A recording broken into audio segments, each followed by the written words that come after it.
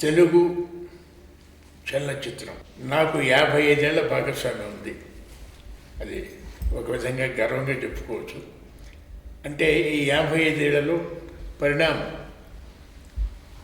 ఎలా స్టార్ట్ అయింది, ఎలా అభివృద్ధి చెందింది, ఎలా మార్పులు చేసుకుంది, ఎన్ని కూర్పులు జరిగినాయి, ఇవన్నీ కూడా మనం ఒకసారి సింహంలోకం చేసుకుందాం.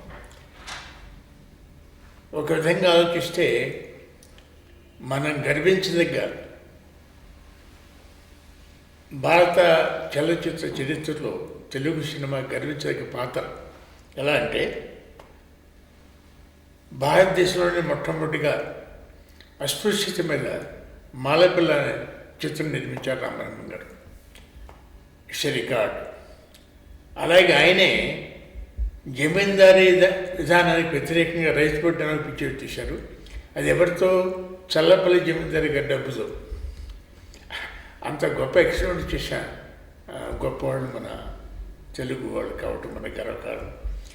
అంతేకాదు వైవీరావు గారు ఆ రోజులు అంటే 40వ శతకంలో 40-50 మధ్య మళ్ళీ పెళ్ళిని వీడియో మ్యారేజ్ వెంకట చేసి తీశారు.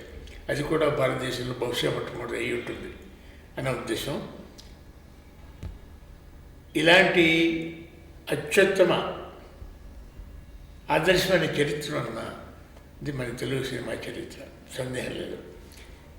అంతేకాదు 45 నుంచి 70 దాకా ఒక స్వర్ణయుగం అని చెప్పుకోవాలి మన తెలుగు సినిమాకి పరిణామాలు. ఈ స్వర్ణయుగం అని ఎందుకంటున్నానంటే, అప్పుడున్న సంస్థలు Vauhini, Vijaya, NAT, Annapurna, Jagapathi, PAP, P Pullaiah గారు, హెచ్ఎం రెడ్డి గారు, బిఎన్ రెడ్డి గారు, కేవీ రెడ్డి గారు, వీళ్ళు నిష్ణాతులు అప్పుడు దర్శకులుగాను నిర్మాతలుగాను ఉన్నారండి. వాళ్ళకున్న ఆ రోజున వాళ్ళకున్న పరిజ్ఞానం పౌరాణికాల పట్ల, మన జానపదాల పట్ల, సాంఘిక ఇతివృత్తాల పట్ల వాళ్ళకున్న పరిజ్ఞానం ఎంతో అంత కాదు. అంతేకాదు పరిజ్ఞానంతో పాటు ఒక సామాజిక స్పృహ. అంటే ఇది సినిమా ఎలాంటిది, అన్ని లలిత కళలని తనలో అనుభవించుకున్న ఒక గొప్ప ప్రక్రియ. అటు నటన, నాట్యం, సంగీతం, సాహిత్యం, చిత్రలేఖనం అన్ని లలిత కళల్ని సమన్వయపరుచుకుంది అందువల్లే సినిమాకి ఇంత ప్రాచుర్యం వచ్చింది, ఇంత పవర్ఫుల్ మీడియా అయింది. అంటే సామాన్య పరీక్షకుని కూడా అన్ని విధాలా అలరించేటట్టుగా సినిమా రూపొందింది. ఊహాలోకాలు, ఏవిగ లోకాలు అన్నీ కూడా మన కథల్లో చదివి జానపద కథల్లో మనం ఊహించుకున్న అన్ని లోకాలు కూడా సినిమా సాక్షాత్కరింపజేసింది ప్రేక్షకుల ముందు. అందువల్ల దీనికి ఒక అనూహ్యమైన బలం, స్పందన జనాలు వచ్చింది. అయితే అందువల్ల అంచేత వెనక నిర్మాతలుగా ఉన్నవాడు, దర్శకులుగా ఉన్నవాడు మనం ఈ సినిమా ద్వారా, ఈ ప్రక్రియ ద్వారా సమాజానికి, దేశానికి చేస్తే మేలు చేయాలి తప్ప కీడు చేయకూడదు అనే ఒక బేసిక్ ప్రిన్సిపల్ పెట్టుకుని కుటుంబ సమేతంగా ఆహ్లాదకరంగా అసభ్యం అసహ్యం లేకుండా తల్లి, తండ్రులు, పిల్లలు కలిసి చూసే విధంగా సినిమాలు వచ్చాయి. అందుకని అది స్వర్ణయుగం. అలాగే మన పౌరాణికల్లో మరి మన వాళ్ళు నెలకొల్పిన రికార్డు దేశంలో ఇంకా ఏ భాషలో లేదు.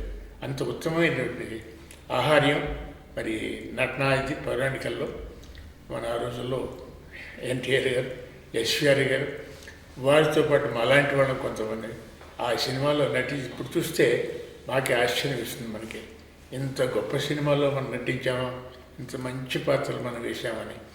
ఇవాళ అవన్నీ తలుచుకుంటే తీపి గుర్తులుగా మిగిలిపోతున్నాయి. చాలా మార్పులు వచ్చాయి.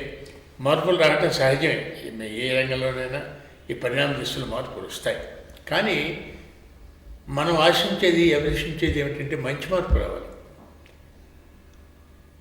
దానికి విరుద్ధంగా సినిమాలో వచ్చిన మార్పులు మనకు కొంచెం బాధాకరంగా ఉండేట్టుగా చేస్తున్నాయి.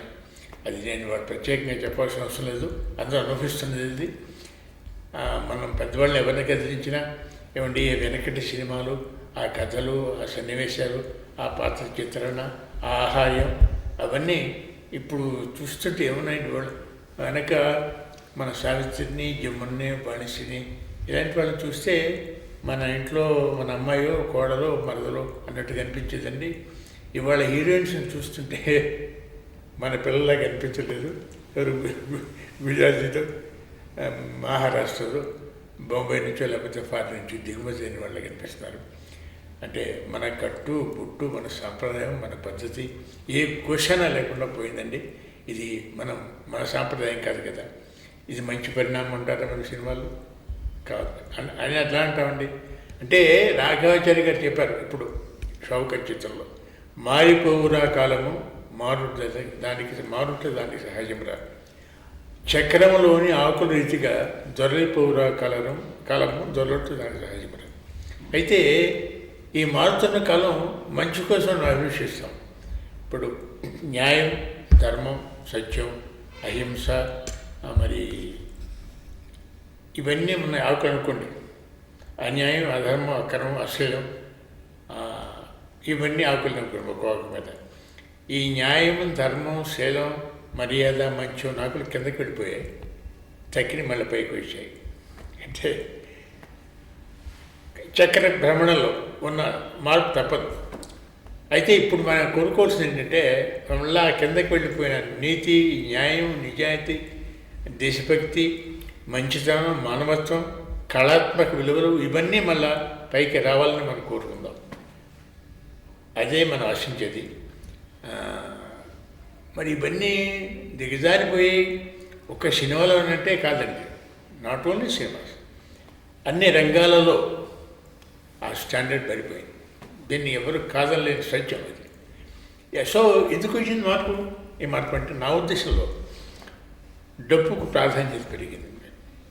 తక్కిన విలువల కంటే డబ్బే ప్రధానం అనే మనస్తత్వం ఇవాళ పెరగటం వల్ల అటు సినిమాలే కాదు, అటు రాజకీయాలే కాదు, అటు వైద్య రంగమే కాదు, న్యాయమితే కాదు, అన్ని రంగాల్లో ఈ దిగజారుడుతనం వచ్చిందండి. నీతికి, నిజాయితీకి విలువలు తగ్గిపోయాయి. డబ్బు సంపాదించడమే చేయం. సినిమాలో ఈ మార్పు రావడానికి కూడా అదే కారణం. డబ్బు ఎలా సంపాదించాలి తప్ప ఇవాళ వ్యాపారం, వెనకటి కూడా వ్యాపారం ఉండేది. వ్యాపారంతో పాటు దీనికి ఉన్న బాధ్యత, ఒక పరమ పవిత్రమైన బాధ్యత ఉంది మనకి సమాజం పట్ల, దేశం పట్ల, సాటి మానవుడి పట్ల. ఆ ఆశయాలతో, ఆ ఉద్దేశాలతో వెనక సినిమాలు పెద్దలు తీశారండి. ఇవాళ మరి డబ్బు వస్తే చాలు. నేను ఒక మాటలో చెప్పాను, వెనకటి సినిమాలకి ఇప్పటికీ వచ్చిన మార్పు ఏంటంటే, వెనక్కి కూడా మంచి చెడు ఉన్నాయి. అయితే తులసి వనంలో గంజాయి మొక్కలాగా ఒకటో రెండో చెడ్డ సినిమాలు వచ్చాయి కనుక. కానీ ఇవాళ నేనంటే క్లుప్తంగా ఒక మాట చెప్తాను, గంజాయి వనంలో తులసి మొక్కలాగా ఒకటో రెండు వస్తున్నాయి తప్ప తక్కినవన్నీ కూడా డబ్బే ప్రధానంగా తీస్తారు. అంటే మన సాంప్రదాయాలు, మన కట్లు, మన బొట్లు, మన సెంటిమెంట్స్, మన విలువలు అన్నీ మర్చిపోతున్నాం. అర్థం లేని ఒక విచిత్ర ప్రవాహంలో కొట్టుకుపోతున్నాం. మన రాబడి ఎంత, మన ఆంధ్రదేశానికి తెలుగు పిచ్చికి పెట్టుబడి ఎంత పెట్టాలి అని ఆలోచిస్తే అనూహ్యం. మనం ఇమాజిన్ చేయలేనంత ఖర్చు పెడుతున్నారు. ఒక్కొక్క పాటకి 50 లక్షలు ఖర్చు పెడుతున్నారు. విదేశాలు అవసరం ఉన్నా లేకపోతే విదేశాలకు వెళ్ళి తీస్తున్నారు. ఎందుకు? ర్యాట్ రేస్ అయిపోయింది. డబ్బే ప్రధానంగా, ఎంత ఎక్కువ ఖర్చు పెడితే అంత డబ్బు వస్తుంది అనే ఒక విచిత్రమైన ఆలోచన విధానంలో మన తెలుగు సినిమా నడుస్తుందండి. ఇది మంచి ధోరణి కాదు. అంటే నేను చాదస్తంగా బహుశా మాట్లాడొచ్చాము, కానీ ఇది మంచి ధోరణి కాదండి. మనం అప్రిషియేట్ చేయదగ్గ ధోరణి కాదు. మళ్ళా మారాలి, మారి తీరాలి. భమిడిపాటి కమిషనర్ గారు ఏది మంచి సినిమా అంటే ఒక సందర్భంలో చెప్పాడు, నిన్ను కన్న తల్లి, నువ్వు కట్టుకున్న భార్య, నీకు కన్న బిడ్డలు, నువ్వు కన్న బిడ్డలు, మీరందరూ కలిసి చూడగలిగే చిత్రం మంచి చిత్రం. మీకు ఏమి స్టాండ్ వేరే అవసరం లేదు. అలా మళ్ళా కుటుంబ సమేతంగా అందరం కలిసి ఏ బెట్టు లేకుండా, అరమరికలు లేకుండా చూడదగ్గ సినిమాలు మంచి సాహిత్యంతో, మంచి సంగీతంతో, మన వాల్యూస్తో మళ్ళా రావాలని, వచ్చి తీరాలని, పరిణామ క్రమంలో తప్పనిసరి మళ్ళా మార్పు వస్తుంది, మంచి సినిమాలు వస్తాయి. ఆశతో మనసారా కోరుకుందాం. చాలా థ్యాంక్ యూ వెరీ మచ్.